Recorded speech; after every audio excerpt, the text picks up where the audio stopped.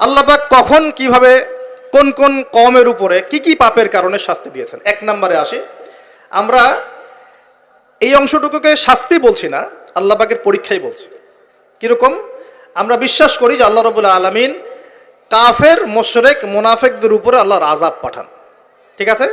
আচ্ছা, আর মুমিন মুসলিমদের উপর যখন কোনো বিপদ আপদ বালা মুসিবত আসে, সেটাকে আমরা বলি হয় আমাদের উপর পরীক্ষা, না হলে আমাদের পাপের ফল।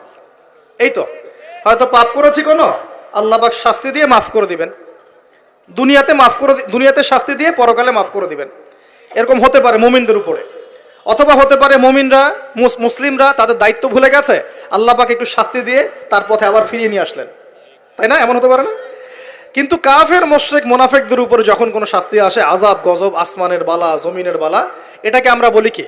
আল্লাহর পক্ষ থেকে গজব। আচ্ছা, এখন সর্বপ্রথম যে বিষয়টা শুরু হয়েছে মহাবিশ্বে, সেটা হলো আদম আলাইহিস সালামকে জান্নাত থেকে নামিয়ে দেয়া, ঠিক আছে? ইতিহাস শুরু হচ্ছে কোথা থেকে? ওইখান থেকে। আল্লাহ পাক তাকে সৃষ্টি করেছেন, নাম শিক্ষা দিয়েছেন, ফেরেশতাদেরকে দিয়ে সেজদা করিয়েছেন, সবাই সেজদা করেছে, কে করে নাই? ইবলিস। এরপর আল্লাহ পাক তাকে জান্নাতে রেখেছেন, তার পাঁজর থেকে হাওয়া আলাইহিস সালামকে সৃষ্টি করেছেন, করে বলেছেন তোমরা জান্নাতে থাকো, যা ইচ্ছা খাও, ওয়ালা তাকরাবা হাযিহিশ শাজারা, এই গাছের কাছেও যেও না, এই গাছের কাছেও যেও না, মানে এই বাঁশের কাছেও এসো না, যেমন কথা এরকম, মানে বাঁশ ক্রস করে আসবে এমন না, কাছেও আসবে না, ধার কাছেও আসবে না। আচ্ছা, এবার ইবলিস ওয়াসওয়াসা দিয়ে গেল যে আমি কি তোমাদেরকে এমন গাছের কথা বলে দিব যে গাছের ফল খেলে তোমরা চিরস্থায়িত্ব জীবন লাভ করবে এবং ক্ষমতা লাভ করবে, কখনো মরবে না। এক পর্যায়ে আমাদের পিতামাতা ডিসিভড হয়ে গেলেন, তারা ফল খেয়ে ফেললেন। এর ফলশ্রুতিতে তাদের গায়ের কাপড় খুলে পড়ে গেল। মনে আছে, আমি অনেকদিন বলেছি এগুলো, লেকচার রিপিট করছি না, অন্য লেকচারে শুনে নেবেন। তাদের গায়ের কাপড় কি হয়েছে? খুলে পড়ে গেছে। আমাদের পিতামাতাকে কে নগ্ন করে দিল? ইবলিস। এরপর আল্লাহ পাক তওবা কবুল করলেন, তারা বললেন রব্বানা যালামনা আনফুসানা ওয়া তারহামনা লানাকুনান্না মিনাল খাসিরিন। আল্লাহ পাক মাফ করে জান্নাত থেকে সবাইকে দুনিয়ায় নামিয়ে দিলেন। তাহলে মানুষকে সৃষ্টি করেছেন কে? অন্য কোন প্রাণী থেকে সৃষ্টি করেছেন না সরাসরি? হ্যাঁ, সরাসরি। আর আমরা কি পৃথিবীর বাসিন্দা না জান্নাত থেকে আসছি? আচ্ছা, এতটুকু তো ক্লিয়ার। আল্লাহ পাক নামিয়ে দিলেন পৃথিবীতে, দিয়ে বললেন যে ফামান কুল নাহবিতু মিনহা জামিআ, তোমরা সবাই নেমে যাও, ফাইম্মা ইয়াতিয়ান্নাকুম মিন্নি হুদান, পৃথিবীতে তোমাদের কাছে আমার পক্ষ থেকে হেদায়েত আসবে, আসমানি কিতাব আসবে, নবী রাসূল আসবেন। ফামান তাবিআ হুদায়া, যারা হেদায়েত মেনে চলবে, ফালা খাউফুন আলাইহিম ওয়ালা হুম ইয়াহজানুন, তাদের কোনো ভয় নাই, কোনো টেনশন নাই। আর ওয়াল্লাযীনা কাফারু ওয়া কাযযাবু বিআয়াতিনা, যারা দুনিয়াতে আমার আয়াতগুলোকে মিথ্যা প্রতিপন্ন করবে, অস্বীকার করবে, কুফরি করবে, ফাউলাইকা আসহাবুন নার, এরা হবে জাহান্নামের অধিবাসী, হুম ফিহা খালিদুন, তারা সেখানে চিরস্থায়ী হবে। কার সাথে? ইবলিসের সাথে। ইবলিস তো জাহান্নামে যাচ্ছেই। আর ইবলিস চ্যালেঞ্জ করেছে যে আমি আদম সন্তানের সরল পথে ওত পেতে বসে থাকবো, আর ওর ডান দিক থেকে আসবো, বাম দিক থেকে আসবো, সামন থেকে আসবো, পিছন থেকে আসবো, ওয়ালা তাজিদু আকসারাহুম শাকিরিন, আল্লাহ বেশিরভাগ আদম সন্তানকে আপনি শুকরগুজার পাবেন না। ওর চ্যালেঞ্জও করে ফেলছে, আমরাও পৃথিবীতে চলে আসলাম। এই যে পৃথিবীতে নেমে আসলাম, আগে জান্নাতে ছিলাম, এটা পরীক্ষা না? তাহলে এই দুনিয়ার জীবনটা পরীক্ষা না? এই দুনিয়ার জীবনের সময় কারো জানা আছে? এটা কারাগারের জীবন না? আর কারাগারের জীবনে কি কেউ নিজের মন গড়া পদ্ধতিতে চলতে পারবে? কারাগারে কেউ নিজের মনের মতো চলতে পারে না? একটা রুটিন থাকে, তার বাইরে যেতে পারে না। কোনটা? তো এই দুনিয়ার জীবনকে নবীজি বলেন নাই যে দুনিয়া সিজনুল লিল মুমিন, দুনিয়া হচ্ছে মুমিনদের জন্য জেলখানা, কারাগার, ওয়াল জান্নাতুল লিল কাফির, কাফিরদের জন্য কি? জান্নাত। তাহলে এখন দেখেন তো যে কারাগারে বসে যে আমরা বেনামাজি বসে আছি, কারাগারের জীবনে বসে আমরা যে সুদ খাচ্ছি, কারাগারের জীবনে বসেই জেনা করতেছে, কারাগারের জীবনে বসেই যে অশ্লীলতা, ফাহেসা, ব্লু ফিল্মস এগুলো দেখতেছে, কারাগারের জীবনে বসে মাদক খাচ্ছে, কারাগারের জীবনে বসে, যে কারাগারের মালিক আল্লাহ, সেখানে বসেই আল্লাহ দ্রোহিতা করতেছে, করে না? তা কাজটা কি ঠিক হচ্ছে? আল্লাহ পাক আমাদেরকে দুনিয়ার জীবনের মর্ম বোঝার তৌফিক দান করুন। আচ্ছা, এবার আসেন এই জীবনটা কেন? লিয়াবলুয়াকুম আইয়ুকুম আহসানু আমালা। আল্লাহ বলছেন এই পৃথিবীর জীবনটা একটা উদ্দেশ্য দিয়েছে, একটা উদ্দেশ্য। আল্লাহ পাক দেখতে চান তোমাদের মধ্যে আমলে ভালো কে। আল্লাহ পাক দেখতে চান না আমাদের মধ্যে গতানুগতিক আমলে কে, এভারেজ মুসলিম। আল্লাহ এভারেজ দেখতে চান না, আল্লাহ দেখতে চান লিয়াবলুয়াকুম আইয়ুকুম আহসানু আমালা। হাসানের সুপারলেটিভ ফর্ম হচ্ছে আহসান। যেমন কবির মানে বড়, আকবার মানে হচ্ছে সবচেয়ে বড়। আমরা বলি আল্লাহু আকবার, আমরা আকবার শব্দ ইউজ করি। এখানে হাসান না বলে আল্লাহ বলছেন আহসান। আল্লাহ দেখতে চান আমলে আমাদের মধ্যে শ্রেষ্ঠটাকে, মানে কে গতানুগতিক মুসলিম এটা আল্লাহ দেখতে চান না। আল্লাহ দেখতে চান আমাদের মধ্যে বেটারকে, বেস্টকে। কথা বুঝতে পারছেন না মনে হয়? আচ্ছা, এখন বেস্ট হতে হলে কি করতে হবে? গতানুগতিক চললেই হবে না, একটু বেশি এফোর্ট দেওয়া লাগবে। এই জন্য নামাজ, রোজা, হজ, জাকাত, পর্দা, পরিবারে ইসলাম, হ্যাঁ, ইসলামের জন্য দাওয়াতি কাজ করা, ইসলাম প্রতিষ্ঠার চেষ্টা করা, এগুলো না করলে কি বেস্ট হওয়া যাবে?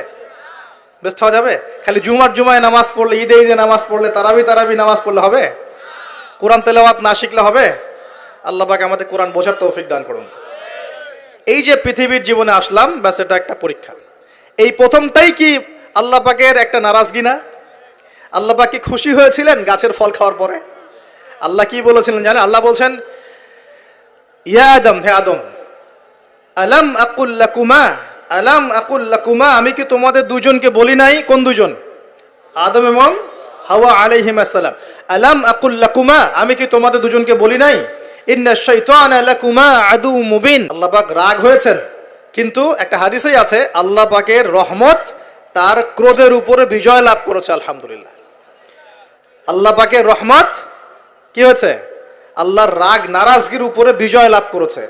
আল্লাহ পাকের কাছে যখন আমরা তওবা করি, আল্লাহ পাক সমস্ত রাগ যেটা নারাজ হয়েছেন আমাদের উপরে, এটা বাদ দিয়ে আমাদের উপর রহম করা শুরু করেন। আলহামদুলিল্লাহ। তো যখন আদম আলাইহিস সালাম ক্ষমা চাইলেন, রব্বানা যালামনা আনফুসানা ওয়া ইল্লাম তাগফির লানা ওয়া তারহামনা লানাকুনান্না মিনাল খাসিরিন, বলি আমিন, তখন আল্লাহ পাক সবাইকে মাফ করে দিয়েছেন। কিন্তু জান্নাতে থাকা হলো না। এবার আসেন পৃথিবীতে। এই যে আদম আলাইহিস সালামের এখন বংশবৃদ্ধি হচ্ছে, এখানে হাবিল কাবিল ঘটনা মনে আছে? এই শুরু হলো পৃথিবীর হিস্ট্রি। হাবিল ভালো ছেলে, সৎ সন্তান, সে আল্লাহ পাকের সমস্ত হুকুম আহকাম মেনে চলার চেষ্টা করে। কাবিলের দেখে হিংসা হয়। কি হয়? প্রথম সমস্যা কি হলো তাহলে? এই হিংসা এখন মুসলিমদের মধ্যে নাই? আছে কি নাই? সমাজের মধ্যে অনেক দাড়ি টুপি নিয়ে অনেক কাবিল ঘুরে বেড়ায় কি বেড়ায় না? দেখতে মনে হয় আমাদেরই মতো, কিন্তু আমরা মানে মরলে মিলাদ দিবে, ভাবটা এরকম। হ্যাঁ, দেখা যায় যদি কোনোদিন কোনো সমস্যা হয়, মিষ্টি বিতরণ করা শুরু করবে। এক মুসলমান ভাই জেলে চলে গেছে, আর একজন মিষ্টি বিতরণ করা শুরু করতেছে। এই হয়েছে না অবস্থা? হয়েছে কি না? এখানে কাবিল আর হাবিলের সেই হিংসা আছে কি নাই? এখন আল্লাহর শাস্তি কি হলো দেখেন। এবার কাবিল তো হাবিলকে হত্যা করে ফেললো, ব্যাস আল্লাহ রাব্বুল আলামিন কাককে পাঠালেন। কাকে? কাক এসে ঠোঁট দিয়ে মাটি খুঁড়ে খুঁড়ে খুঁড়ে দেখাচ্ছে কিভাবে হাবিলকে দাফন করবে। বেচারা কাবিলের জানা নাই কিভাবে ভাইকে এখন দাফন করব। ওই কাকের কাছ থেকে শিখতে হলো যে কিভাবে মৃত ভাইকে দাফন করতে হয়। সুবহানাল্লাহ। এখন দেখেন ওই কাক খুব প্রাচীন প্রাণী, কিন্তু কাক হচ্ছে একটা প্রাচীন সৃষ্টি আল্লাহ পাকের। আল্লাহ কাককে পাঠিয়ে দিয়েছেন, দিয়ে মাটি খুঁড়ে দেখিয়েছেন যে দেখো এইভাবে কি করতে হয়, দাফন করতে হয়। একটা কাক যদি মারেন, দেখবেন পুরো এলাকার কাক এসে জড়ো হয়ে গেছে। দেখছেন? কাক কিন্তু ইতিহাসের প্রথম খুনাখুনির সাক্ষী। কাক, বুঝতে পারছেন না মনে হয়? মানব সৃষ্টির ইতিহাসের প্রথম যে খুনাখুনি, ভাইয়ে ভাইয়ে যে মারামারি, এই খুনাখুনির প্রথম সাক্ষীকে কাক। চিন্তা করেন। আল্লাহ আমাদেরকে প্রকৃতি থেকে শেখার তৌফিক দান করুন। কাক নিজের ভাইয়ের গোশত খায় না? খায়। এখন মুসলমানের গোশত খায়। এক মুসলমান বিপদে পড়লে অন্যটা মিষ্টি বিতরণ করা শুরু করে। কিভাবে তার মানহানি করবে, কিভাবে তাকে অপমান করবে, কিভাবে তার বিরুদ্ধে ষড়যন্ত্র করবে, কিভাবে তাকে ফাঁসাই দিবে, এই চিন্তাই অলওয়েজ মাথায় ঘোরাফেরা করতেছে। হাবিল কাবিলের কারণে প্রথম এই যে হাবিল কাবিলের ঘটনার প্রেক্ষিতে আল্লাহ পাক কি করেছেন শোনেন। আল্লাহ রাব্বুল আলামিন তার নবীর মাধ্যমে আমাদেরকে জানিয়েছেন। হাদিসটা শোনেন, খুবই মারাত্মক হাদিস।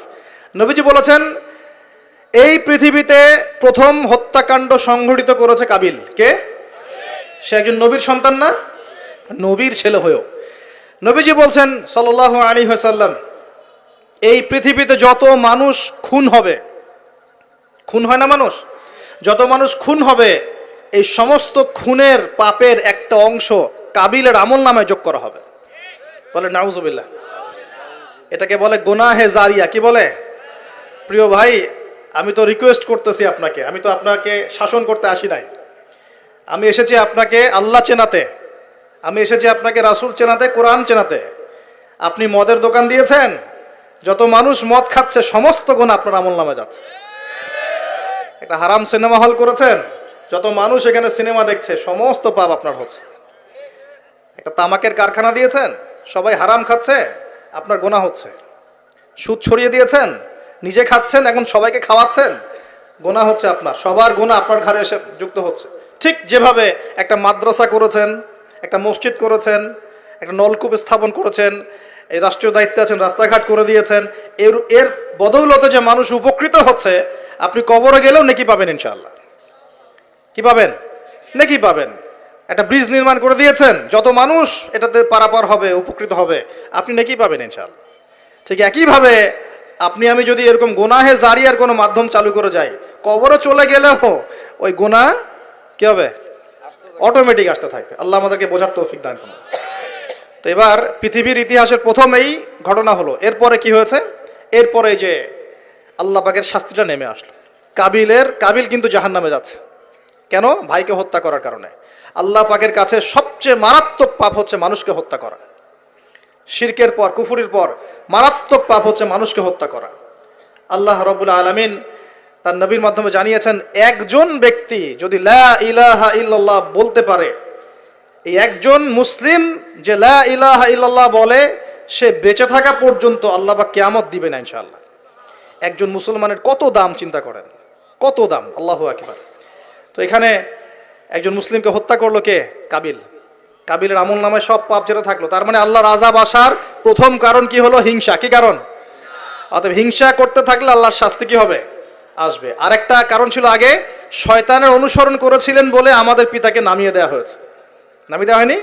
শয়তান ওয়াসওয়াসা দিয়েছে, গাছের কাছে চলে গিয়েছেন, ফল খেয়ে ফেলেছেন, এই পরীক্ষায় আমরা এখন পড়ে গেছি। এতে কিন্তু তার কোনো দোষ নাই। কারণ কি? এটা ছিল তাকদীরের লিখন। এটা কি ছিল? তাকদীর আগে থেকে লেখা ছিল যে আল্লাহ পাক পৃথিবী সৃষ্টি করবেন এবং এখানে মানুষকে পাঠাবেন। এটা আল্লাহ পাকের আগেই পরিকল্পনা ছিল। এটা ছিল একটা পরীক্ষা, এই দুনিয়ার জীবনটা পরীক্ষা। এরপর আরো সামনে যান, এবার আসেন নূহ আলাইহিস সালাম। নাম মনে আছে? 950 বছর তার কওমকে দাওয়াত দিয়েছেন। কত বছর ভাই? একটু চিন্তা করেন তো, চোখ বন্ধ করে। 950 বছর কতদিন হতে পারে? 950 বছর মানে প্রায় 1000 বছর।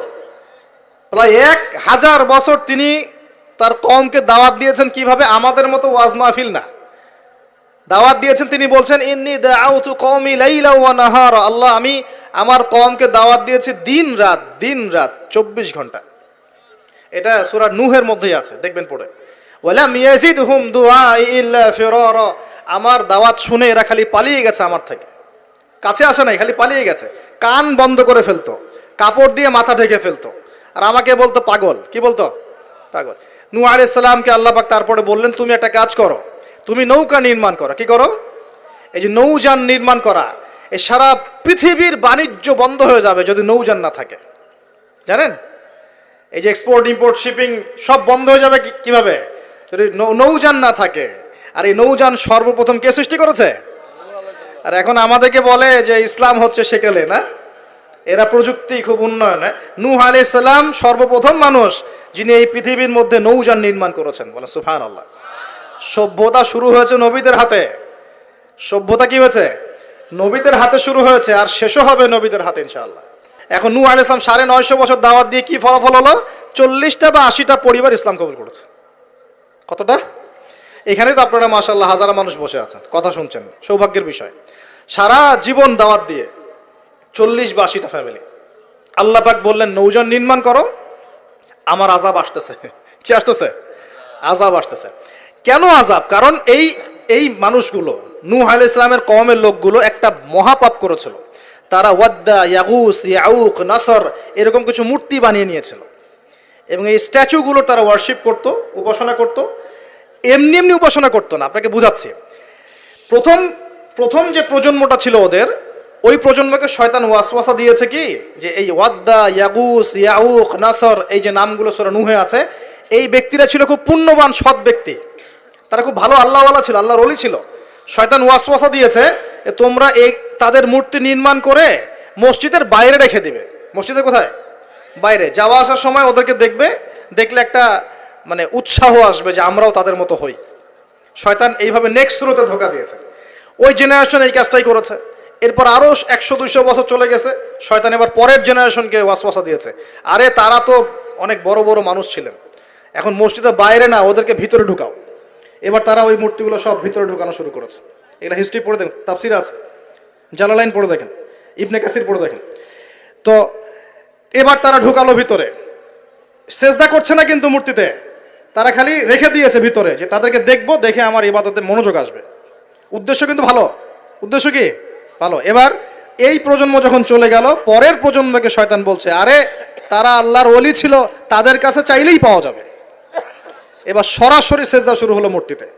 এইভাবে গ্র্যাজুয়ালি আস্তে আস্তে আস্তে আস্তে শয়তান প্রথম মূর্তি পূজা চালু করেছে বিশ্বের মধ্যে। বুঝলেন কিভাবে? নেক্সট শুরুতেই ধোকা দিয়েছে শয়তান। আমরাও এখন মুসলমানরাও সুবহানাল্লাহ, আমরাও এখন এগুলোর পিছনে পড়ে যাচ্ছি, পড়ছি না? সবার ঘরে ঘরে ছবি মূর্তি এখন, সুবহানাল্লাহ। আর এই যে আমাদের সেলফি সংস্কৃতি, এটাও তো একটা মূর্তির অংশ হয়ে যাচ্ছে। প্রয়োজনীয় ছবি তোলা যায়, অপ্রয়োজনীয় ছবি তোলার কি দরকার আছে? মুসলিমরা কি করবে? আসসালামু আলাইকুম রহমতুল্লাহ, ওয়ালাইকুম আসসালাম রহমতুল্লাহ, মুসাফা করবে, মুসাফা থেকে ফারেক হওয়ার আগেই গোনা সব ঝরে পড়ে গেছে। এইটা সুন্নত। ভাই তাকান, দুই তাকান, ভাই হুজুর তাকান, কি দরকার আছে এগুলার? প্রয়োজন নাই। আর এগুলো আমাদের পরকালে বাঁচাবে না। পরকালে বাঁচাবে? যে নবীর যত সুন্নত অনুসরণ করবে, সে নবীর তত কাছে থাকবে ইনশাআল্লাহ। তো দেখেন, নূহ আলাইহিস সালামের সবচেয়ে বড় পাপ কি ছিল? ওই কওমের, নূহ আলাইহিস সালামের কওমের সবচেয়ে বড় পাপ কি ছিল? শিরকের পাপ। কিসের পাপ? শিরক আর কুফর। এর ফলে আল্লাহ পাক কি করলেন দেখেন, এরপর আল্লাহ পাক বলছেন, তুমি সবগুলোকে একজোড়া করে উঠাও নৌকায়। এখন যত এই যে প্রজাতির গাছপালা দেখছেন, পশু পাখি দেখছেন, সব একজোড়া একজোড়া করে তিনি উঠালেন। কোথায়? তাহলে চিন্তা করেন নৌকাটা কত বড় ছিল, বিশাল। আল্লাহু আকবার। সব একজোড়া করে উঠালেন। এরপর আল্লাহ রাব্বুল আলামিন বলছেন যে ওয়াফারাত নূর, একদম মাটি ফেটে থলথল করে পানি বের হওয়া শুরু হলো, আসমান থেকে প্রবল বৃষ্টি বর্ষণ শুরু হলো। আল্লাহ সূরা হুদের মধ্যে বলছেন যে বৃষ্টির ফলে স্রোতগুলো এত উঁচু ছিল যে পাহাড়ের উপর দিয়ে উঠে যাচ্ছিল স্রোতগুলো, পাহাড়ের উপর দিয়ে পানির স্রোত যাচ্ছে। আর এই সময় নূহ আলাইহিস সালামের ছেলে, এক ছেলে, তার 4 ছেলে ছিল। কয় ছেলে? এক ছেলের নাম হচ্ছে হাম। হামের বংশধর হচ্ছে এই যে আফ্রিকান মানুষরা, কালো চামড়ার মানুষরা হামের বংশধর। এক ছেলের নাম শাম। শামের বংশধর হচ্ছে আরবরা, এই যে আরব পেনিনসুলা যারা থাকে, এরা শামের বংশধর। এক ছেলের নাম ইয়াফাস। ইয়াফাস হচ্ছে ইউরোপিয়ান যারা, পশ্চিমারা, এরা ইয়াফাসের বংশধর, রোমানরা। আরেক ছেলের নাম হচ্ছে কেনান। কি নাম? এই কেনান ওই পাহাড়ে উঠে বলছে যে পাহাড় আমাকে বাঁচাবে। কে বাঁচাবে? পাহাড়। আমার দরকার নেই ওঠার, তুমি যাও গা, পাহাড় আমাকে বাঁচাবে। নূহ আলাইহিস সালাম বলছেন যে আল্লাহ, আমার ছেলে, আমার আহল, বাঁচাও তাকে। আল্লাহ পাক বলছেন, এরপর বিশাল এক ঢেউ আসলো, বাবা আর ছেলের মাঝখানে আড়াল করে ফেললো, শেষ নাই, সন্তানের সাথে আর দেখা নাই। নূহ আলাইহিস সালাম কান্নাকাটি করে বলছেন, আল্লাহ ইন্নাহু মিন আহলি, আমার ছেলে আমার পরিবারের একজন, আল্লাহকে মাফ করে দাও। আল্লাহ পাক ধমক দিয়ে বলছেন, লাইসা মিন আহলিক, সে তোমার পরিবারের কেউ না, সে তোমার পরিবারের। আল্লাহর কাছে এইসব বংশ, রক্ত, রং, এইসবের কোনো দাম নাই। কিসের দাম আছে? তাকওয়া, ইমানের দাম আছে। নবীর সন্তান হয়েও যদি ইমানদার না হয়, আল্লাহ পাক জাহান্নামে দিয়ে দিবেন, কোনো কিছু যায় আসে না আল্লাহ পাকে। আলেমের সন্তান হয়েছেন, এত গর্ব কিসের? নিজের আমল, আকীদা, ইমান আগে ঠিক করতে হবে। অমুক বক্তার ছেলে, অমুক আলেমের ছেলে, অমুক পীর সাহেবের জাদা, এগুলো দিয়ে পরকালে পার পাওয়া যাবে? নিজের ইমান আমল ঠিক করতে হবে। নবীর সন্তান পার পাচ্ছে না, বলছে লাইসা মিন আহলিক, সে তোমার পরিবারের কেউ না। আল্লাহ বলছেন লাইসা মিন আহলিক, সে তোমার পরিবারের কেউ না। আল্লাহ পাক কোনো দয়াই করলেন না এখানে। কুফরের মধ্যে ছিল, ইমান ছিল না, শিরক করেছে আমার সাথে, কিসের দয়া, কিসের খাতির? তো প্রিয় ভাইরা, এখান থেকে শিখলাম কি, যে নূহ আলাইহিস সালামের যুগে আযাব কি কারণে আসছে?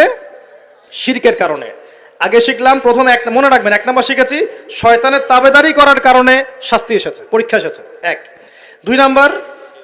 2 নম্বর হচ্ছে হিংসা, গুড, হিংসা বিদ্বেষের কারণে কি হয়েছে?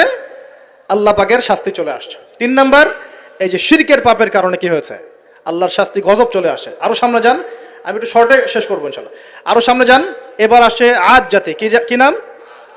আদ জাতির লোকেরা অনেক লম্বা চওড়া, এক একজনের দেহের এমন কাঠামো যে পাহাড় কেটে কেটে বাড়ি নির্মাণ করতে পারে।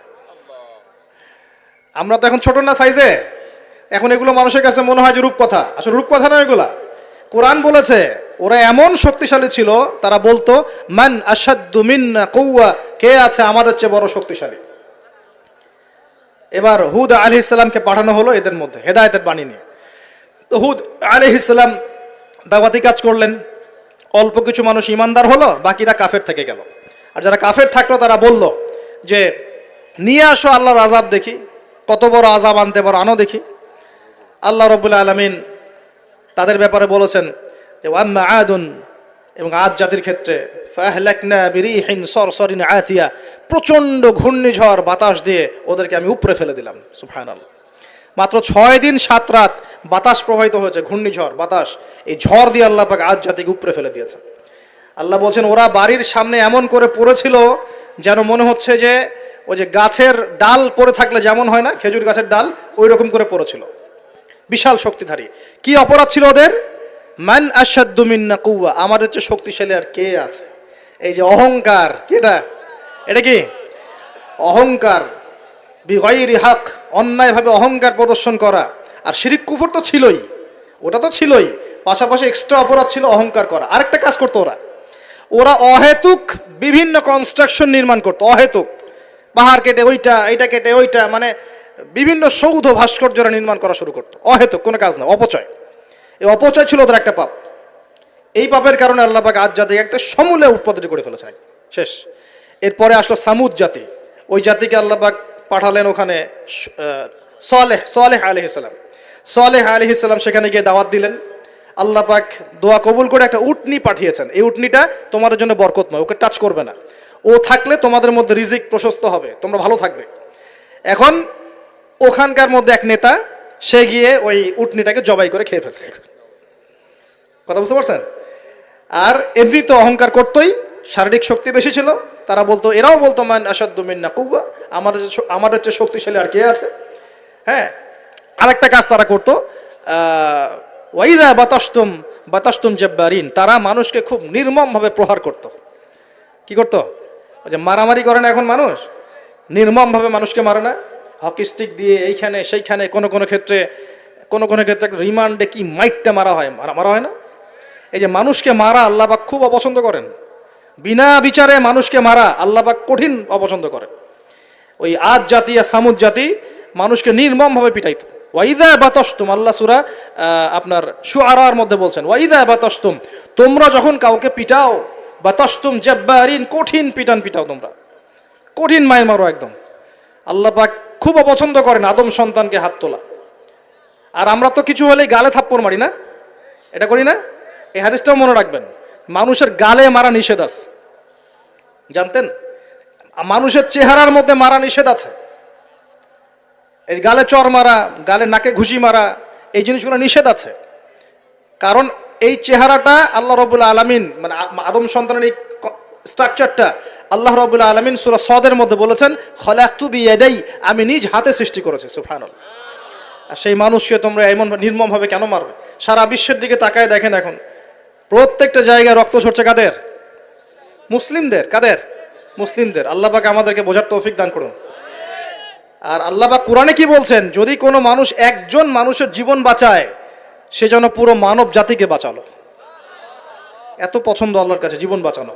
আর কেউ যদি কোনো মানুষকে অন্যায়ভাবে হত্যা করে, সে যেন পুরো মানব জাতিকে হত্যা করলো। আল্লাহ আমাদেরকে হেফাজত করুন। এখন খুন খুব সহজ হয়ে গেছে, মারামারি খুব সহজ হয়ে গেছে। হ্যাঁ, ভাই ভাইকে হত্যা করতেছে, ছেলে বাবাকে হত্যা করতেছে, বোন বোনের সাথে ভাইয়ের দ্বন্দ্ব, ভাই বোন মারামারি, প্রতিবেশী মেয়ে নিয়ে, সম্পত্তি নিয়ে, মাদক নিয়ে, কিশোর গ্যাং নিয়ে, কত কি হচ্ছে এখন। মানুষের জীবন সস্তা হয়ে যাচ্ছে না এখন। আল্লাহ পাক এগুলো কিয়ামতের আলামত। নবী সাল্লাল্লাহু আলাইহি ওয়াসাল্লাম বলেছেন ওয়াল হারাজ, কিয়ামতের আগে আগে হারাজ বাড়বে। হারাজ, সাহাবীরা বলছেন মাল হারাজ, হারাজ কি ইয়া রাসূলুল্লাহ? তিনি বলছেন আল কতল, গণহত্যা বাড়বে, গণহত্যা। কিয়ামতের আগে আগে খালি গণহত্যা বাড়বে, দেখছেন না এখন? সারা বিশ্বের দিকে তাকায় দেখেন। যাই হোক, এই আদ এবং সামুদ জাতিকে আল্লাহ পাক ধ্বংস করলেন। এখন সামুদ জাতিকে ধ্বংস করলেন কেন? অহংকারের কারণে, কুফর শিরকের কারণে এবং মানুষকে পিটানোর কারণে। আল্লাহ বলছেন ওদেরকে ধ্বংস করেছি কি দিয়ে? সয়হাতান ওয়াহিদা। এটা ভালো করে মনে রাখবেন, সয়হাতান ওয়াহিদা মানে একটা শব্দ দিয়ে, প্রচন্ড দ্রুম একটা শব্দ, খালি এই এক শব্দে সবার কানের পর্দা ফেটে ফুটে জান বের হয়ে গেছে। আল্লাহু আকবার। এক শব্দে মানে ওদেরকে আলটিমেটাম দেওয়া হয়েছিল, তোমরা কি ফিরে আসবে? ওরা বলছে যে কি শাস্তি আসেন নিয়ে আসো। তখন আল্লাহ পাক বলছেন 3 দিন সময় দিচ্ছি, 3 দিন যা করার করে নাও। এই 3 দিন যে আল্লাহ সময় দিয়েছেন, এই 3 দিনে ওরা তওবা করে ফিরে আসে নাই, বরং এই 3 দিন ভোগবিলাস করেছে, একদম পশু জবাই করেছে, খেয়েছে, মেয়েদেরকে নাচিয়েছে, মদ পান করেছে, 3 দিন ভোগবিলাস ফুর্তি করেছে। মানে দুহাতে চাপাও হাত পেতে নাও, এরকম চিন্তা। যা আছে এখন লুটে খাও, পরেরটা পরে দেখা যাবে। এই চেতনা আমাদের মধ্যে আছে না অনেকের মধ্যে? যা আছে এখন ভোগ করে নাও, কালকে যা হবে দেখা যাবে। হ্যাঁ, কালকে যা হবে দেখা যাবে, এখন যা আছে নাও, ভোগ করো। এই চিন্তা ছিল ওই 3 দিন সামুদ জাতির। ওরা ভোগবিলাসে লিপ্ত হলো। হঠাৎ সকালবেলা দ্রুম শব্দ, পুরো বিশ্ব, ওদের পুরো রাষ্ট্রটা কেঁপে উঠলো এবং সবগুলো মারা গেল, একটা শব্দ সব মারা গেল। সূরা কমার পরে দেখেন, সয়হাতান ওয়াহিদা, একটা মাত্র শব্দ দিয়ে আল্লাহ ধ্বংস করেছেন। তার মানে আল্লাহ ধ্বংস করলেন পানি দিয়ে, আল্লাহ ধ্বংস করলেন বাতাস দিয়ে, এবার ধ্বংস করলেন শব্দ দিয়ে, বিদ্যুতের শব্দ দিয়ে। কেন ধ্বংস করলেন? পাপগুলো মনে রাখবেন, অহংকার, কুফর, শিরিক, আর কি হিংসা। তারপরে বললাম এই যে কি মানুষকে মারা, হ্যাঁ শয়তানের তাবেদারি, মানুষকে মারা, এগুলো মনে রাখবেন। পাপগুলো মনে রাখতে হবে মাথার মধ্যে, কোন কোন পাপ, এবং এগুলো থেকে বাঁচতে হবে আমাদেরকে ইনশাআল্লাহ। আর একটু সামনে যাই, বিরক্ত হচ্ছেন নাকি? আচ্ছা, আলোচনা একটু লম্বা হলো, সমস্যা আছে? আচ্ছা, আরো সামনে যান। ফেরাউন এবং তার দলবলকে আল্লাহ পাক ডুবিয়ে মারাছেন না? কি পাপের কারণে? অহংকার। সে বলেছিল আনা রব্বুকুমুল আলা, আমি তোমাদের মহান রব। কে বলেছিল? আমি তোমাদের মহান রব। কে বলেছিল? ফেরাউন। আনা রব্বুকুমুল আলা। আল্লাহ পাক শুধু তাকে না, তার পুরো দলবলকে ধসিয়ে দিয়েছেন। কোথায়? এই লোহিত সাগরে ডুবিয়ে মেরেছে। কমে মাদিয়ান, কি নাম? এই মাদিয়ান কমের সাথে আমাদের এখনকার এই সমকালীন প্রেক্ষাপটটা জড়িত আছে। কমে মাদিয়ান নামে একটা কম ছিল, যে কম আদ জাতি সামুদ জাতির পরে এসেছে। মুসা আলাইহিস সালামের সমসাময়িক সময়ে তারা পৃথিবীতে ছিল। এবং এই মাদিয়ান কম সম্পর্কে আল্লাহ পাক বলছেন সূরা আনকাবুতে এবং অন্যান্য সূরায় 4টা আয়াত বলছেন। কয়টা আয়াত? এই 4টা আয়াত আল্লাহ পাক বলছেন ফাকাযযাবুহু, এই কম শুআয়ব আলাইহিস সালামকে অস্বীকার করলো। ফাআখাযাতহুমুর রাজফাতু ফাআসবাহু ফি দারিহিম জাসিমিন। আল্লাহ বললেন এই কওমে মাদিয়ান শুআয়ব আলাইহিস সালামকে অস্বীকার করলো এবং তাদেরকে পেয়ে বসলো একটা ভূমিকম্প। কি পেয়ে বসলো? পৃথিবীর ইতিহাসে সর্বপ্রথম যে কওমকে ভূমিকম্প দিয়ে ধ্বংস করা হয়েছে তার নাম কওমে মাদিয়ান। কি নাম?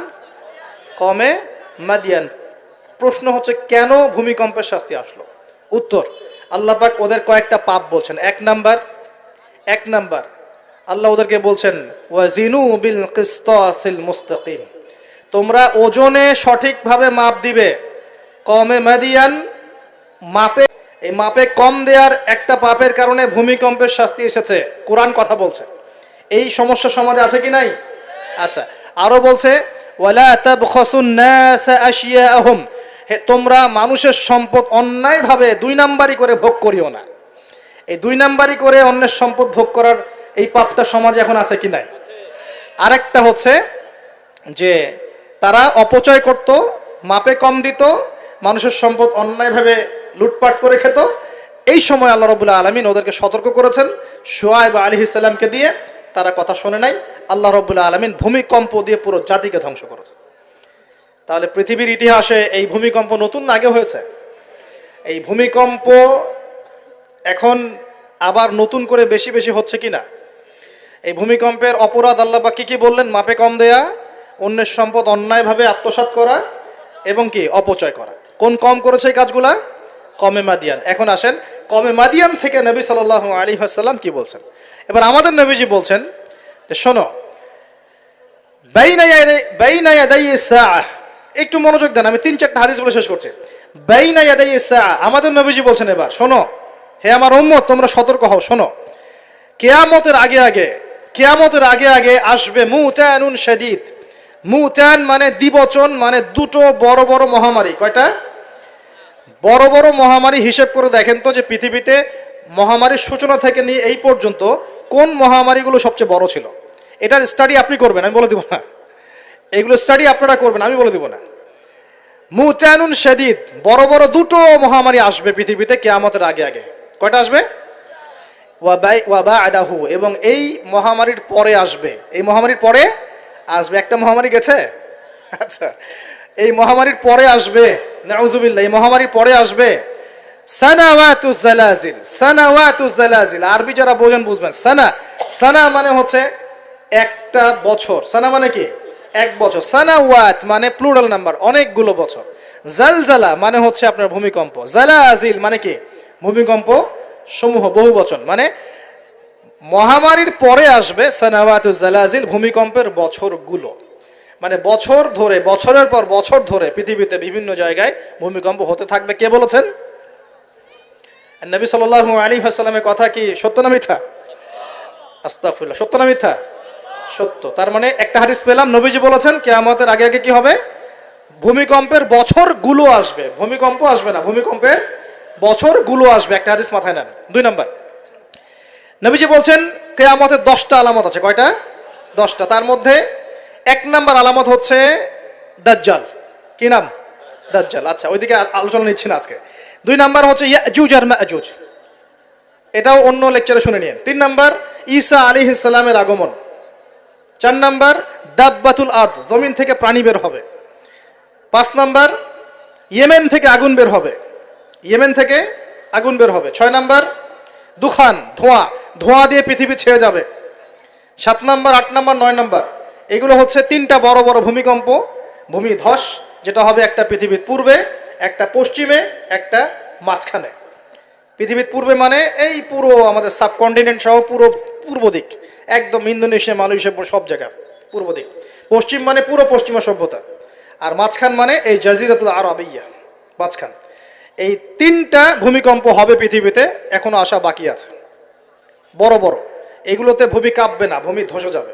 কি হবে? নবীর কথা কি ভুল হবে? আর শেষটা হচ্ছে এই পূর্ব দিক থেকে, পশ্চিম দিক থেকে সূর্য উদিত হবে এবং মানুষের তওবার দরজা বন্ধ হয়ে যাবে। তওবা করে লাভ নাই। এই 10টা বড় বড় মধ্যে 3টা পেয়েছেন ভূমিকম্প। তাহলে পেলাম যে ভূমিকম্পের বছরগুলো আসবে। আরও পেলাম কি বড় বড় 3টা হবে, পূর্বে একটা, পশ্চিমে একটা, মাঝখানে একটা। আর কোন পাপের কারণে হবে সেটা কিন্তু অন্য আয়াতগুলোতে আমরা দেখলাম। আচ্ছা, সামনে আসেন। এবার নবী সাল্লাল্লাহু আলাইহি ওয়াসাল্লাম বুখারীর এক হাদিসে বলছেন, আবু হুরায়রা রাদিয়াল্লাহু আনহু থেকে বলছেন, তিনি বলছেন যে লা তাকুমুস সাআ, কিয়ামত ততদিন পর্যন্ত হবে না। এই হাদিস দুটো একটু মনোযোগ দিয়ে শুনেন। কিয়ামত ততদিন পর্যন্ত হবে না যতদিন পর্যন্ত না ইউকবাদুল ইলম, জ্ঞানটাকে উঠিয়ে নেওয়া হয়। জ্ঞান কি হয়? উঠিয়ে নেওয়া হয়। নবী আরো বলছেন ইউকবাদুল ইলম ওয়া তাকসুরু জালাজিল, এবং বেশি বেশি ভূমিকম্প না হচ্ছে। 2 নম্বর কি? বেশি বেশি ভূমিকম্প না হচ্ছে। ওয়া ইয়াতাকারাবুজ জামান, এবং সময় কাছাকাছি চলে না আসছে। এই জায়গায় আমি একটু স্টাডি করতে গিয়ে একটা অদ্ভুত জিনিস দেখলাম, যে একটা রিসার্চ বলছে, সায়েন্সের রিসার্চ বলছে যে প্রতিটা ভূমিকম্পে পৃথিবীর গতির মধ্যে একটা পরিবর্তন হয়। প্রতিটা ভূমিকম্পে পৃথিবীর গতির মধ্যে একটু একটু পরিবর্তন হয় এবং সময় সংক্ষিপ্ত হয়ে আসে। সময় কি হয়? সংক্ষিপ্ত হয়ে আসে। পৃথিবীর ভিতরে আছে, নিচে আছে কিন্তু আগুন। কি আছে? আগুনের স্তর আছে। একদম নিচে একটা ইনার কোর মানে একটা জায়গা আছে, ইনার কোর বলে। এখন সাম্প্রতিক গবেষণা বলছে যে ইনার কোর আগে যেদিকে ঘুরতো এখন তার বিপরীত দিকে ঘোরা শুরু করেছে। আল্লাহু আকবার। তাহলে এখানে মিলে যাচ্ছে না? ভূমিকম্পের সাথে পৃথিবীর ঘূর্ণন সম্পৃক্ত এবং জামান, সময়টাও সম্পৃক্ত। তো নবী যেটাই বলছেন যে ওয়া তাকসুরু জালাজিল, বেশি বেশি ভূমিকম্প হবে, ওয়া ইয়াতাকারাবা জামান, এবং সময় কাছাকাছি চলে আসবে। অন্য হাদিসে আসছে বছর যাবে মাসের মতো, মাস যাবে সপ্তাহের মতো, সপ্তাহ যাবে দিনের মতো। তিনি আরো বলছেন ওয়ায়ুজহারুল ফিতান, এবং সমস্ত রকম ফিতনা ফাসাদ দেখা যাবে, দেখা যাচ্ছে না? এবং ওয়াল হারাজ, এবং বেশি বেশি হত্যাকাণ্ড হবে। সাহাবীরা বলছেন যে ওমাল হারাজ ইয়া রাসূলুল্লাহ, হারাজটা কি ইয়া রাসূলুল্লাহ? তিনি বলছেন আল কতল, আল কতল, হত্যা, হত্যা, গণহত্যা, এগুলো হচ্ছে হারাজ। এবং তোমাদের ধন সম্পদ বাড়তে থাকবে, ফায়াফিদু, ধন সম্পদ উপচে পড়বে। এখন এখানেও পেলাম যে ভূমিকম্প কিয়ামতের অন্যতম কি আলামত। আরেকটা হাদিসে নবীজি বলছেন, আর 2টো হাদিস বাকি আছে আজকের মতো।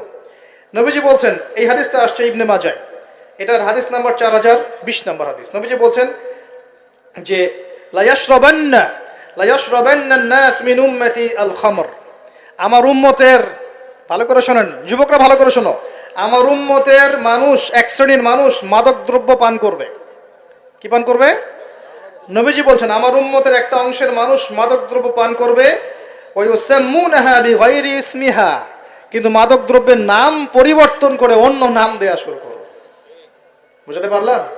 এখন কে বলে মাদক? আমরা বলি এখন হুইস্কি, রাম, আর কি ভাই, ইয়াবা, হ্যাঁ কত নাম বের হয়েছে। নবীজি বলছেন ওই মানুষগুলো যারা মাদকদ্রব্য পান করে নাম ভিন্ন দিবে, তাদের কানের পাশে বাদ্যযন্ত্র বাজবে। এখন কানের পাশে বাদ্যযন্ত্র বাজে কিভাবে? তোমার ব্লুটুথ আর ইয়ারফোন দিয়ে। বুঝতে পারো নাই মনে হয়? এইভাবে শব্দ আসলো কিভাবে হাদিসের মধ্যে? নবীজি এভাবে শব্দ প্রয়োগ করলেন কেন? যে ওয়ায়ুযাফু আলা রুউসিহিম বিল মাআজিফ, তাদের মাথার পাশে কানের পাশে বাদ্যযন্ত্র কেমন করে বাজবে? তোমার কানের ভিতরে ঢুকানো আছে বাদ্যযন্ত্র, আছে না? এই যে এটা এই জামানার সাথে সম্পৃক্ত। ওয়াল মুগান্নিয়াত, ওয়াল মুগান্নিয়াত মানে হচ্ছে ওই যে গায়িকা নর্তকী, এবং তারা গায়িকা নর্তকীদেরকে নিয়ে সময় কাটাবে। আল্লাহ পাক তাদেরকে শাস্তি দিবেন কিভাবে? ইয়াখসিফুল্লাহু বিহিমুল আরদ, নাউযুবিল্লাহ। আল্লাহ পাক ওই মানুষগুলোকে সহ জমিনটাকে ধসিয়ে দিবে একেবারে। কি কি পাপের কারণে? মাদক দ্রব্য খাওয়া এবং তার নাম ভিন্ন করে হালাল করে খাওয়া। আস্তাগফিরুল্লাহ। 2 নম্বর হচ্ছে বাদ্যযন্ত্র। কি? কানের পাশে বাদ্যযন্ত্র প্লে করা। আর মুগান্নিয়াত মানে হচ্ছে নর্তকী গায়িকাদেরকে নাচানো। আল্লাহ পাক একটা শাস্তি দিবেন, ওদেরকে সহ ভূমি ধসিয়ে দিবেন। আরেকটা শাস্তি আছে, ওয়ায়াজআলুল্লাহু মিনহুমুল কিরাদাতা ওয়াল খানাজির, আল্লাহ রাব্বুল আলামিন ওই মানুষগুলোকে বানর আর শুয়োর বানিয়ে দিবে। নাউযুবিল্লাহ। এগুলো কি মিথ্যা না সত্য? সাদাকাল্লাহুল আযীম ওয়া সাদাকা রাসূলুহুল কারীম। আল্লাহ পাক সত্য বলেছেন, তার রাসূল সত্য বলেছেন। সর্বশেষ হাদিস, আজকের মাহফিলের সর্বশেষ হাদিস, এবং এই হাদিস থেকে আমরা বুঝতে পারবো কি কি পাপ আমাদের করা যাবে না আর কি কি পাপ করলেই শাস্তিটা আসবে। হাদিসটা হচ্ছে আন আবি হুরায়রা রাদিয়াল্লাহু আনহু قال قال رسول الله صلى الله عليه وسلم اذا اتخذ الفيء دولا। ভালো করে শুনেন, নবী সাল্লাল্লাহু আলাইহি ওয়াসাল্লাম বলেছেন, যখন গনিমতের মাল বা রাষ্ট্রীয় সম্পদগুলোকে ব্যক্তিগত মাল মনে করা হবে। এক নাম্বার কি? যখন গনিমতের মাল বা রাষ্ট্রীয় যুদ্ধলব্ধ সম্পদগুলোকে নিজের মনে করা হবে। ওয়াল আমানাতু মাগনামান, এবং আমানত রাখা হলে সেটাকে কি মনে করা হবে? গনিমত। আমানত রাখা হলে গনিমত মনে করে খেয়ে ফেলবে আর কি, মানে লুট করে খাবে। ওয়াজ যাকাতু মাগরামান, এবং যাকাত, এই যাকাতের বিধানটাকে খুব বোঝা মনে করা হবে। যাকাত খুব বার্ডেন, খুব বোঝা। 3 নাম্বার। 4 ওয়াতুল্লিমা লিগাইরিদ দ্বীন, দ্বীনের জ্ঞান বিবর্জিত শিক্ষা চালু করা হবে। সুবহানাল্লাহ। মিলতেছে কি না? দ্বীনি জ্ঞান বিবর্জিত, ধর্ম বিবর্জিত শিক্ষার প্রচলন হবে। ও আতআর রাজুলু ইমরাআতাহ, এবং এই যে পরিবারের কর্তা যারা আছে এরা সব মহিলার আঁচল ধরে বসে থাকবে। বুঝতে পারতেছেন না? পরিবারের কর্তারা স্ত্রীদের আঁচল ধরে ঘুরবে। আর কি করবে? ওয়াক্কা উম্মাহ, এবং তার মায়ের অবাধ্য হবে, মানে মায়ের চাইতে বউকে বেশি প্রাধান্য দিবে, বউয়ের আঁচল ধরে ঘুরবে। আর নবীজি বলছেন ওয়াল আদনা সাদিকাহ, বন্ধু বান্ধবকে খুব কাছে টেনে নিবে, বন্ধু বান্ধবকে কাছে টেনে নিয়ে ওয়াকসা আবাহ, তার বাবাকে দূরে ঠেলে দিবে। মিলতেছে কিনা? বুঝতেছেন না কথা? আবার বলতেছি, যখন গনিমতের মালকে ব্যক্তিগত মাল মনে করা হবে, আমানত রাখা হলে লুট করে খেয়ে ফেলা হবে, যখন যাকাতের মালটাকে, যাকাতটাকে বার্ডেন মনে করতেছে, বোঝা মনে করতেছে, যখন ধর্ম বিবর্জিত শিক্ষা চালু হচ্ছে, যখন একজন ব্যক্তি তার মাকে কষ্ট দিয়ে মায়ের চাইতে বেশি স্ত্রীকে প্রাধান্য দিচ্ছে, তার আঁচল ধরে ঝুলছে, আর যখন এই ছেলেপেলেগুলো বন্ধুকে কাছে টেনে নিচ্ছে, বাবাকে দূরে ঠেলে দিচ্ছে, আর কি হচ্ছে? ওয়াযাহারাতিল আসওয়াতু ফিল মাসাজিদ, সুবহানাল্লাহ, যখন মসজিদের মধ্যে শোরগোল হট্টগোল বেড়ে যাচ্ছে। কি হচ্ছে না? যখন মসজিদের মধ্যে শোরগোল হট্টগোল বেড়ে যাবে। এবার রাগ করেন না, এটা হাদিসে আছে, আমি বলছি, অনুবাদ করছি। ওয়াসাদা কবিলাতা ফাসিকুহুম, এবং কোন কোন কবিলা মানে গোত্র বা সমাজের নেতৃত্ব দিবে ওদের মধ্যে সবচেয়ে ফাসিক ব্যক্তি, সবচেয়ে পাপাচারী ব্যক্তি। এটা নবীজি বলছেন। আরো তিনি বলছেন ওয়াকানা যাঈমুল কওমি আরযালাহুম, এবং সমাজের সবচেয়ে নিম্ন শ্রেণীর মানুষকে সমাজের কর্ণধার করা হবে। তিনি আরো বলছেন ওয়াকরিমার রাজুলু মাখাফাতা শাররিহ, কোন মানুষকে সম্মান করা হবে তার ভয়ে, কিসে? ভয়ের চোটে সম্মান করা হবে। সম্মান মন থেকে আসবে না, ভয়ের চোটে সম্মান করা হবে। আরো বলছেন ওয়াজহরাতিল কায়নাত ওয়াল মাআজিফ, একটু আগে বললাম ওয়াজহরাতিল কায়নাত মানে বেশি বেশি নর্তকী আর বাদ্যযন্ত্র দেখা যাবে, এবং ওয়াশুরিবাতিল খুমর, এবং যখন মাদক দ্রব্য সমূহ পান করা হবে। এই কাজগুলো যখন হবে তখন তোমরা শুনে রাখো, একটা আছে ওয়ালা'না আখিরি হাযিহি উম্মতি উলাহা, উম্মতের শেষের দিকের মানুষরা পূর্ববর্তী থেকে গালি দেওয়া শুরু করবে। এই শেষ জামানার মানুষগুলো সোনালী যুগের মানুষদেরকে গালি দেওয়া শুরু করবে। এটা করতেছে না মানুষ এখন? আচ্ছা, এই কাজগুলো যখন হবে তখন শোনো, ফালইয়ারতাকিবু, তখন ধেয়ে আসবে। কি ধেয়ে আসবে? ইনদা যালিকা চারটা আযাব, চারটা পাঁচটা আযাব। এক, রিহান হামরা, এটা এখন আসে নাই। রিহান হামরা মানে হচ্ছে উত্তপ্ত গরম বাতাসের আযাব আল্লাহ পাক দিবেন। বলেন নাউযুবিল্লাহ। কয়দিন আগে দেখলাম নাসা গবেষণা করছে যে পৃথিবীর সূর্য থেকে এমন কিছু রশ্মি আসবে, ওখানে বিস্ফোরণ হচ্ছে, এমন কিছু আসবে যেটা পৃথিবীর উপর একটা বড় ইফেক্ট ফেলবে। উত্তপ্ত একটা বায়ু আসবে পৃথিবীর দিকে। নবী হাদিসে সেটাই বলেছেন যে রিহান হামরান মানে উত্তপ্ত গরম একটা বাতাস আযাব হিসেবে পৃথিবীতে আসবে। এক। দুই নম্বর আযাব আসবে ওয়াজালজালাহ, এবং বেশি বেশি ভূমিকম্প, যেটা বললাম। আর কি আসবে? ওয়াখাসফান, ভূমি ধসে যাবে, মাটিতে ধসে যাবে। ওয়ামাসখান, এবং চেহারা সুরত আকৃতি মানুষের বিকৃত হয়ে যাবে। ওয়াকাযফান, এবং আসমান থেকে পাথর বর্ষণ করা হবে। এই পাঁচটা আযাব আসবে কখন? যখন এই 14-15টা পাপ তোমরা করতে থাকবে। প্রিয় ভাইরা, আমরা আজকের আলোচনা থেকে যথেষ্ট জ্ঞান নিয়েছি। সর্বশেষ যে কথাগুলো বলে শেষ করবো সেটা হলো, এক, আল্লাহ পাকের পক্ষ থেকে কাফের মুশরিক মুনাফিকদের উপরে এগুলো অবশ্যই আযাব হিসেবেই আসবে, আসবে না? আর মুমিন মুসলিমদের উপর যদি এগুলো চলে আসে, বুঝতে হবে আল্লাহ আমাদের ভালো চাচ্ছেন, আমরা তওবা করে যেন ফিরে আসি, আল্লাহ এটাই চাচ্ছেন। অথবা এর মধ্য দিয়ে আমাদের গুনাহগুলো আল্লাহ মাফ করবেন। আল্লাহ রাব্বুল আলামিন আমাদের সবাইকে আসমানের সমস্ত বিপদ, জমিনের সমস্ত বালা থেকে হেফাজত করবেন, এবং আল্লাহ পাকের আযাব নেমে আসে এমন পাপগুলো থেকে বেঁচে থাকার তৌফিক দান করুন। আমরা আজকের এই সংক্ষিপ্ত আলোচনায় যে পাপগুলোর নাম জেনেছি, এই সমস্ত পাপ থেকে আল্লাহ আমাদের সবাইকে বেঁচে থাকার তৌফিক দান করুন। এক নাম্বার শিখেছি, একটু শেষ করি। এক নাম্বার শিখেছি শয়তানের তাবেদারি করা, করব কি আমরা? আল্লাহ মাফ করুক। আবার শিখেছি হিংসা বিদ্বেষ, করব? আমরা শিখেছি যে শিরকের পাপের কারণে আল্লাহর আযাব এসেছে, করব কি শিরক? কুফরির পাপের কারণে আল্লাহর আযাব আসে, আমরা কি কুফরি করব? আমরা শিখেছি অহংকারের কারণে আল্লাহর আযাব আসে। বসেন, আমরা শিখেছি যে সত্যকে প্রত্যাখ্যান করা, আমানতের খেয়ানত করা, মাপে কম দেয়া, হ্যাঁ, অন্যদের উপর অত্যাচার জুলুম করা, মানুষকে প্রহার করা, সমকামিতা, এইসব পাপের কারণে আল্লাহর শাস্তি নেমে আসে। আর আমরা এই হাদিসগুলোর মধ্যে দিয়ে জানলাম যে ভূমিকম্প কিয়ামতের আগে আগে বেশি হবে।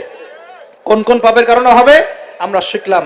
আমানতের খেয়ানত, গনিমতের মাল আত্মসাৎ করা, যাকাত না দেয়া, অশ্লীলতা, মাদক দ্রব্য গ্রহণ করা, নাম পরিবর্তন করে দেয়া, বাদ্যযন্ত্র, গায়িকা, নর্তকী, হ্যাঁ, এই জেনা, এই যে অন্যায়গুলা, পিতামাতার অবাধ্য হওয়া, হ্যাঁ, স্ত্রীকে বেশি প্রাধান্য দেয়া, মাকে কম দেয়া, বাবাকে প্রাধান্য না দিয়ে বন্ধুকে দেয়া, ঠিক আছে, এবং নেতৃত্ব স্থানীয়তে যদি দুর্নীতিপরায়ণ মানুষ চলে আসে, সব মিলে এই আযাবগুলো আমাদের উপরে চলে আসতে পারে যদি আমরা সতর্ক না হই। আল্লাহ পাক আমাদের সবাইকে আজকের আলোচনা থেকে শিক্ষা নেওয়ার তৌফিক দান করুন। আল্লাহ পাকের আযাব থেকে বেঁচে থাকার জন্যে আল্লাহ পাকের হুকুম আহকাম মেনে চলার তৌফিক দান করুন।